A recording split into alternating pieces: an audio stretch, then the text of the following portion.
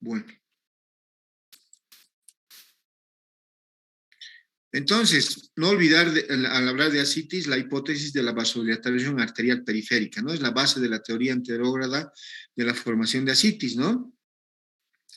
Entonces, según esta teoría, la acumulación de flujo dentro de la cavidad abdominal en la cirrosis es el resultado de cambios en la circulación arterial esplácnica secundario a hipertensión porta. Y la vasodilatación arterial en la circulación esplácnica va a inducir a la formación de ascitis, alterando simultáneamente la circulación sistémica, que produce retención de agua y sodio, ¿no? Y además se altera la microcirculación esplácnica, que comporta la liberación de líquido en la cavidad abdominal. Todo esto hay que tomarlo en cuenta al momento de evaluar este tipo de pacientes. Y miren, así muchas veces viene el paciente, ¿no? Con grados variables de ascitis y además circulación colateral y además tiene el signo del ombligo evertido, ¿no? Como se puede ver en la imagen.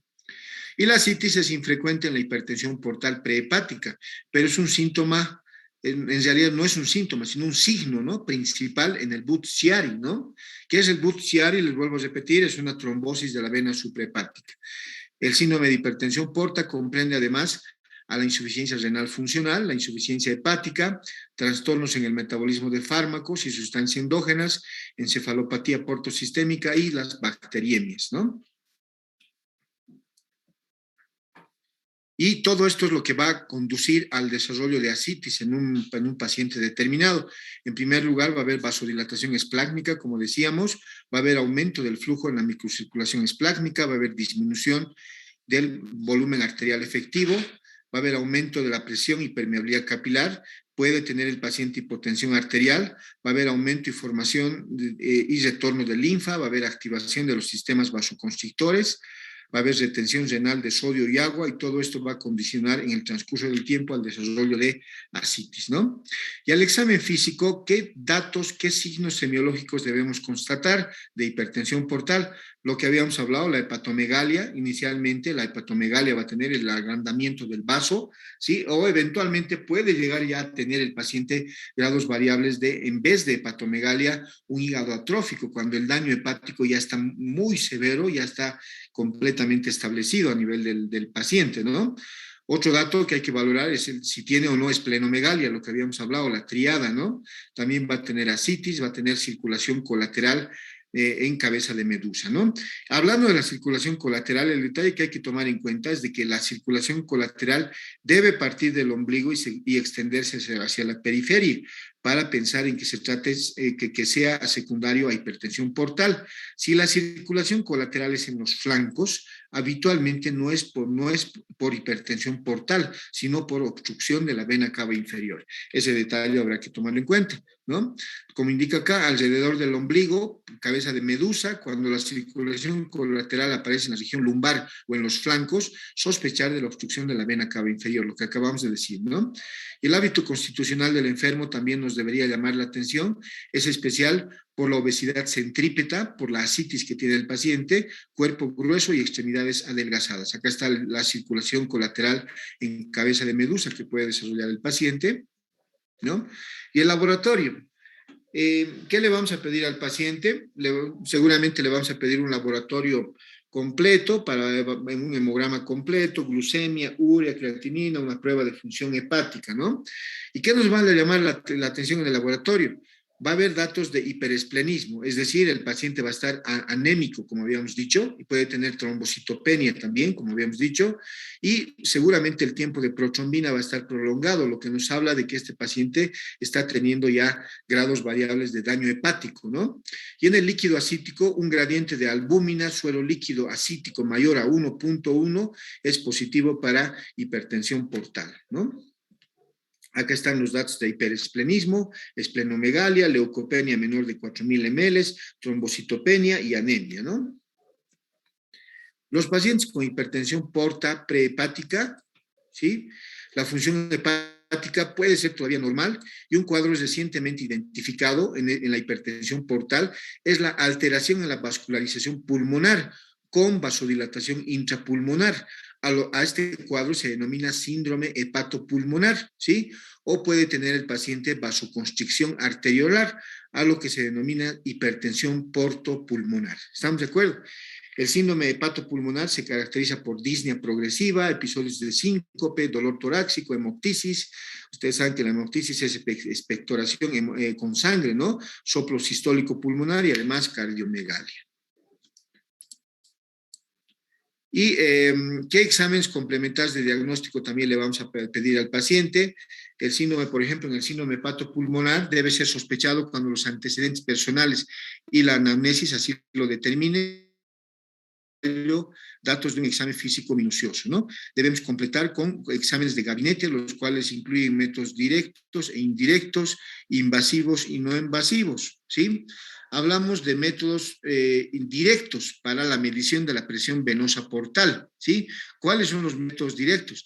Estos se basan en pruebas invasivas. En tests, por ejemplo, existe la cateterización de la vena porta por vía transhepática, es decir, utilizando un trocar, un catéter, se puede puncionar directamente el hígado, por eso es transhepática a través del hígado, con un catéter, con un trocar, que es bastante largo. Un trocar es una aguja larga que nos puede servir para puncionar la vena porta y medir la presión a ese nivel. Obviamente el problema de esta técnica puede ser un hemoperitoneo secundario a sangrado hepático, porque este paciente tiene tendencia a la coagulopatía, ¿no?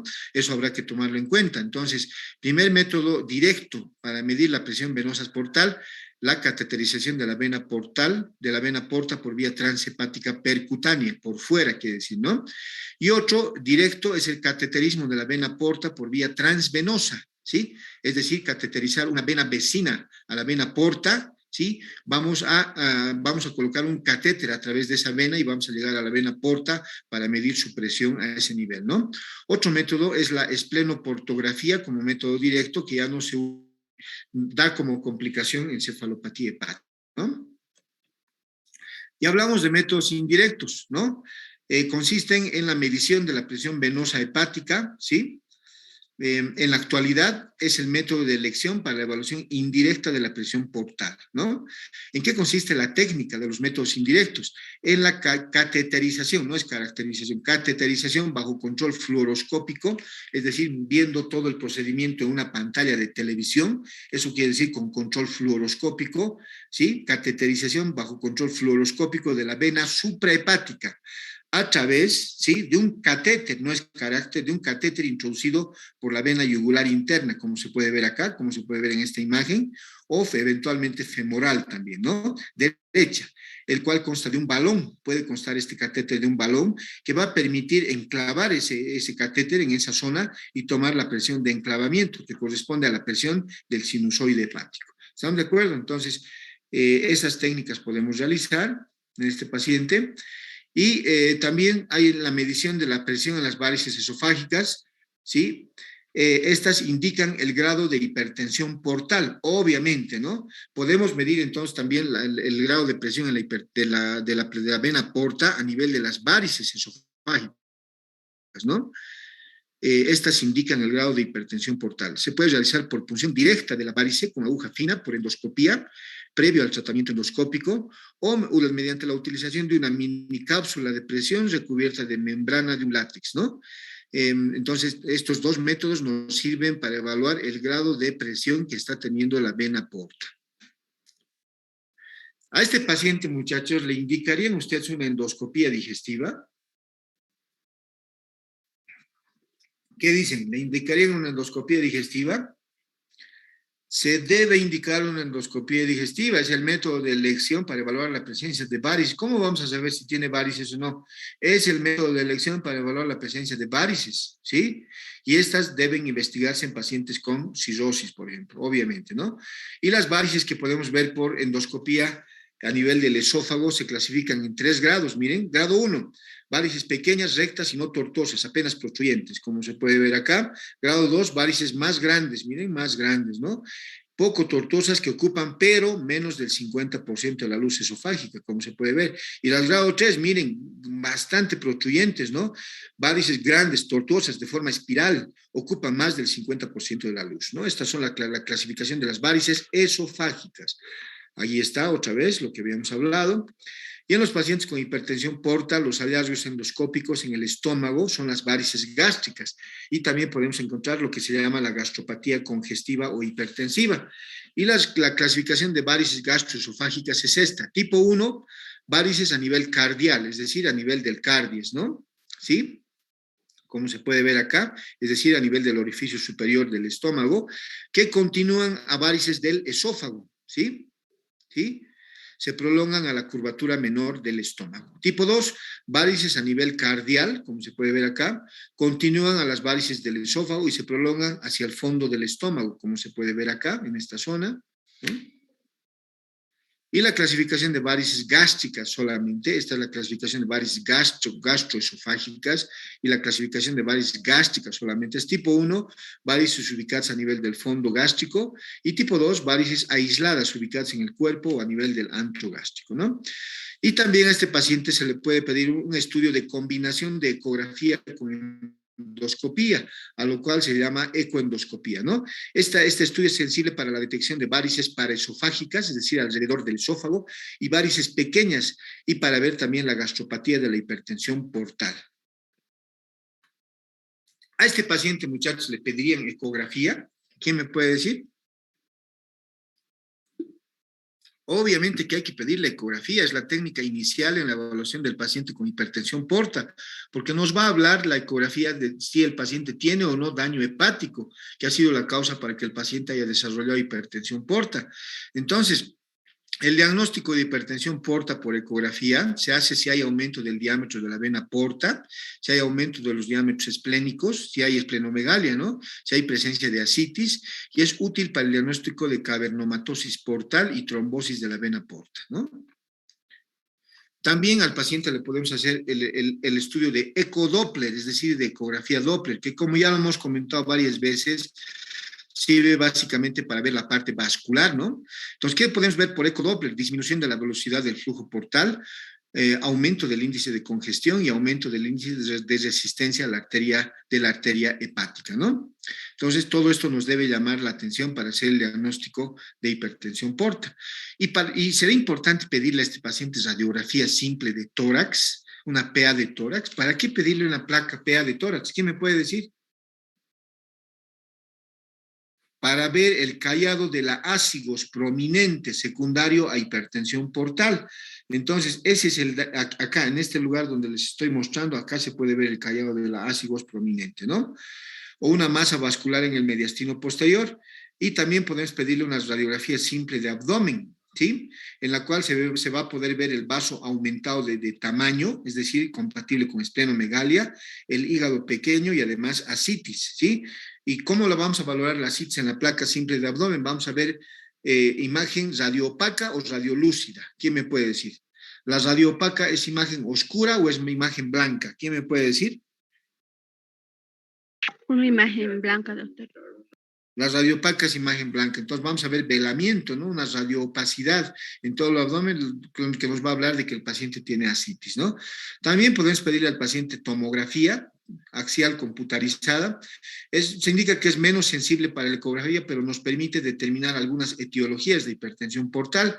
Detecta, por ejemplo, trombos a nivel de la vena porta o en las venas suprahepáticas para el diagnóstico de síndrome de Budd-Chiari, ¿no?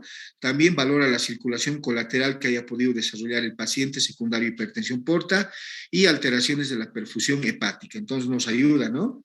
También se le puede pedir resonancia magnética, va a proporcionar un mapa detallado de la anatomía vascular, permite el correcto diagnóstico de la permeabilidad vascular de la porta y puede realizar medición del flujo sanguíneo portal, entonces tiene sus indicaciones, como podrán ver, ¿no? También podemos realizar al paciente angiografía, ¿sí? Durante la fase venosa se puede ver la vena porta y la circulación colateral que se ha desarrollado a consecuencia del aumento de presión en la vena porta, ¿no? Y luego de la inyección de medios de contraste de la arteria mesentérica superior o la arteria esplénica, nos puede valorar toda la anatomía del árbol vascular venoso que está afectado en la hipertensión portal, ¿sí? No olvidar que la angiografía es un estudio contrastado del árbol vascular, sea este arterial o venoso, ¿no es cierto? También nos puede valorar fístulas, es decir, arteriovenosas y derivaciones espontáneas esplenorrenales. ¿Y cómo evaluamos en el paciente el líquido ascítico, no? Antiguamente, para evaluar el líquido ascítico, se utilizaba la concentración total de proteínas en el líquido ascítico para clasificar la ascitis en trasudado o exudado. Se consideraba trasudado cuando la concentración de proteínas era mayor a 25 gramos por litro, ¿no? ¿Y qué se utiliza actualmente? Se recomienda usar el gradiente entre el valor de albúmina sérica y la albúmina del líquido ascítico, ¿sí? A lo que se llama gradiente albúmina sérica, albúmina del líquido ascítico. Este valor se correlaciona directamente con hipertensión portal, ¿sí? Si la gradiente es igual o mayor a 1.1 gramos por litro. Por ejemplo, en la cirrosis hepática, insuficiencia cardíaca congestiva, en el Budd-Chiari, en la enfermedad veno-oclusiva, ¿no? Y si el gradiente es menor de 1.1 gramos por litro, no es debido a hipertensión portal, la ascitis que está presentando el paciente. Por ejemplo, puede ser una tuberculosis peritoneal, no es hipertensión portal, perdón. Puede ser, por ejemplo, puede ser la ascitis secundaria tuberculosis peritoneal, carcinomatosis peritoneal, procesos inflamatorios, y nos da bastante especificidad y sensibilidad, ¿no? Y el tratamiento. ¿A qué está enfocado el tratamiento de la hipertensión portal? Se orienta al manejo de las complicaciones más importantes que ocasiona la hipertensión portal. ¿Cuáles son? La hemorragia digestiva por ruptura de varices, la ascitis y también la encefalopatía hepática, ¿no? Las opciones terapéuticas se evalúan desde el punto de vista del control inicial de una hemorragia y de la prevención de la recidiva hemorrágica, eso no hay que olvidarlo. Vamos a hablar del tratamiento de la fase aguda, ¿sí? De la hemorragia digestiva alta por varices, ¿sí? ¿Qué se hace en la fase aguda? Se debe, obviamente el paciente está con sangrado, inicialmente, ¿qué debemos hacer? Estabilización hemodinámica del paciente, ¿no? Hay que controlar la hemorragia que está presentando, según normas y protocolos establecidos. ¿Seguido de qué? ¿Qué debemos hacer seguidamente? Seguramente una endoscopía, ¿no? Lo más pronto posible cuando tenga estabilidad hemodinámica para detectar y valorar el sitio del sangrado y su etiología también, ¿no? Y vamos a hablar del manejo no farmacológico en la fase aguda de la hemorragia digestiva alta varicosa. ¿Cuál es el manejo no farmacológico? El uso de escleroterapia endoscópica, es decir, la inyección de sustancias esclerosantes que permitan cohibir el sangrado a nivel de las varices que está presentando el paciente al provocar edema de la íntima. Excelente método de hemostasia, consiste en la inyección endoscópica de sustancias esclerosantes, como les decía, que cohíbe la hemorragia, ¿no? Por compresión, que causa el edema local en la varice y la trombosis que sella los orificios de sangrado. La sustancia usada habitualmente en nuestro medio para realizar la escleroterapia es el alcohol absoluto, ¿sí?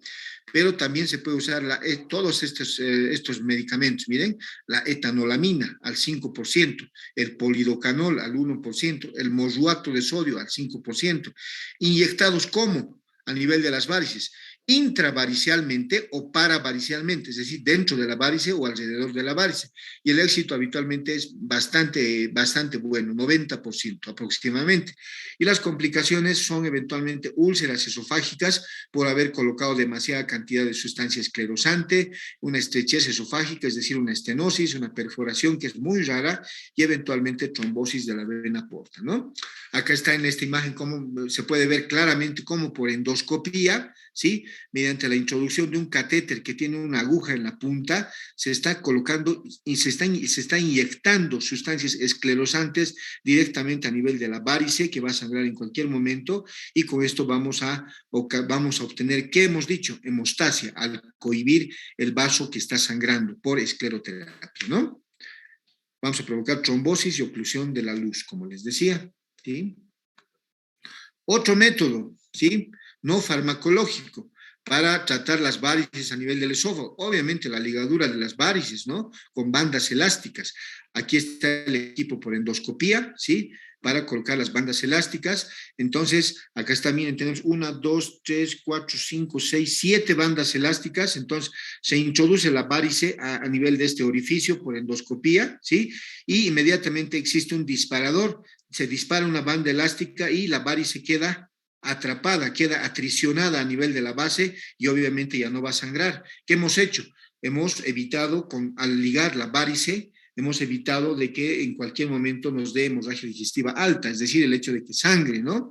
Entonces, igual de efectivo que la esclerosis, menos complicaciones, y se convierte en el método de elección para la erradicación, sobre todo profiláctica de las varices. Tiene mínima incidencia de complicaciones locales y ausencia de complicaciones sistémicas, ¿no? Aquí está la ligadura con las varices, sirve para los procedimientos de urgencia, para el control de la hemorragia. Ha sido introducida a fines de la década de los 80, motivado por la alta tasa de complicaciones.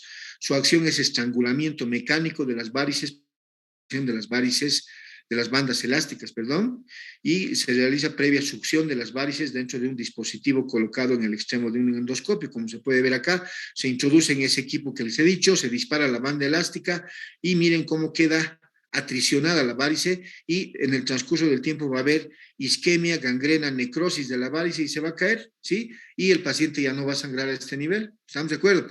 Otra alternativa de tratamiento a nivel de las varices, como ya hemos hablado varias veces, es el taponamiento con balón utilizando la sonda de Sextaken-Blackmore. ¿Se acuerdan? ¿Sí? Es una sonda elástica con dos balones, uno gástrico y otro esofágico. Acá está el balón esofágico, ¿sí? ¿Cómo se coloca esta sonda? Por la nariz, ¿no? ¿Sí?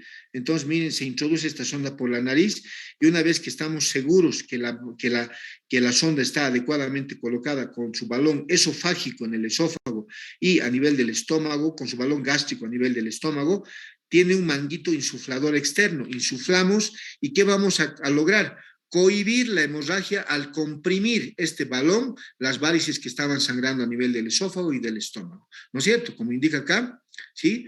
Van a comprimir externamente, se insuflan y vamos a comprimir las varices sangrantes realizando hemostasia, ¿no? Se puede asociar a complicaciones como neumonía por aspiración o necrosis de las varices. Acá está el balón, ¿sí? Cómo se lo coloca, cómo está formado, y aquí está el manguito insuflador externo, ¿no? Aquí está el momento en el cual se está realizando ligadura endoscópica con bandas elásticas y así quedan ligadas las varices, ¿no? Acá está la banda elástica, lo que habíamos hablado. También se puede hacer en el paciente los TIPS, ¿sí? ¿Qué es el TIPS? Es una derivación intrahepática, ¿sí? Realizando por vía percutánea, usando técnicas de radiología. Esta utiliza una cánula que se introduce por la vena yugular, se introduce una cánula por la vena yugular y por fluoroscopía, es decir, por control radiográfico en una pantalla de televisión, se conecta con una rama intrahepática de la vena porta. Entonces, ¿qué va a resultar de este procedimiento? Una comunicación entre la vena porta y la circulación sistémica, como se puede ver acá. Miren, acá está el TIPS, ¿sí? Y obviamente, ¿qué logramos con esto? Disminuir la excesiva presión a nivel de la porta y vamos a controlar de mejor manera la patología de hipertensión portal que está teniendo el paciente. Está indicado cuando fracasa el tratamiento endoscópico y farmacológico. Su complicación es la tendencia a la encefalopatía, la ruptura hepática, que es muy rara, y eventualmente la estenosis, ¿no? Y si a pesar de todo no mejora el paciente, es candidato a manejo quirúrgico. ¿Y qué se puede hacer en el manejo quirúrgico? ¿No?